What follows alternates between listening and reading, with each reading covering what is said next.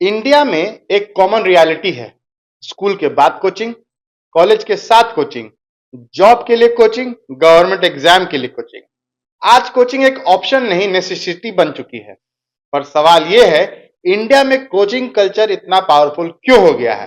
क्या स्कूल्स और कॉलेजेस काम अपना नहीं कर रहे हैं?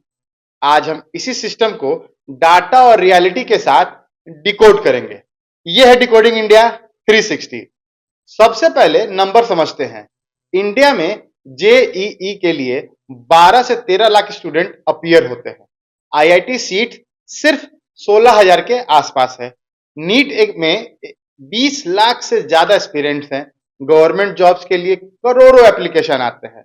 मतलब अपॉर्चुनिटी लिमिटेड है, कंपटीशन बहुत ज्यादा है। जब सर्वाइवल मोड एक्टिवेट होता है तो पेरेंट्स और स्टूडेंट्स एक्स्ट्रा एज ढूंढते हैं और वहीं से कोचिंग सिस्टम स्ट्रांग होता है। इंडिया के स्कूल सिस्टम का साइज बहुत बड़ा है। According to U DISE, government school में एवरेज क्लास साइज काफी हाई होती है। एक टीचर पे 30 से 40 स्टूडेंट तो बहुत कॉमन है। इस इन्वायरमेंट में पर्सनल डाउट सॉल्विंग बहुत मुश्किल है। एग्जाम स्पेसिफिक प्रिपरेशन लिमिटेड है। स्लो लर्नर जो है वो पीछे रह जाता है। कोचिंग इंस्टीट्यूट इसी गैप को फिल करते हैं। Small batches, test series, exam focus. Problem ये नहीं है कि टीचर्स वीक है, प्रॉब्लम ये है कि सिस्टम ओवरलोडेड है।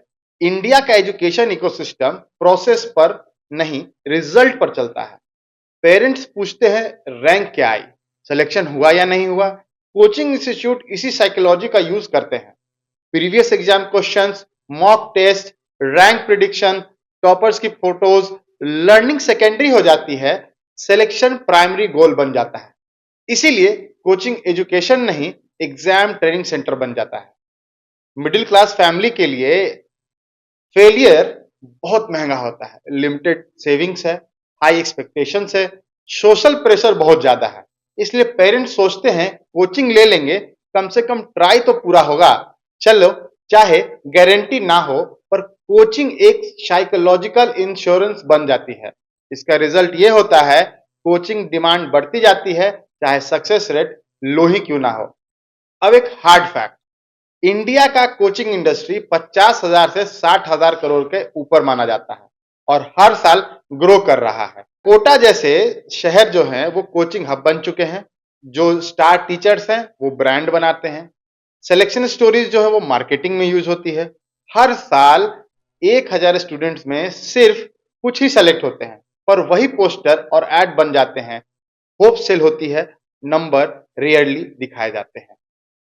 हायर एजुकेशन के बाद भी कोचिंग की डिमांड खत्म नहीं होती। अकॉर्डिंग टू एम्प्लॉयबिलिटी रिपोर्ट्स, सिर्फ 40 से 50% ग्रेजुएट्स ही जॉब रेडी होते हैं। इसलिए coding boot camps, MBA coaching, government exams के लिए coaching, skill based crash courses, education system knowledge data है, पर मार्केट रेडी स्किल नहीं।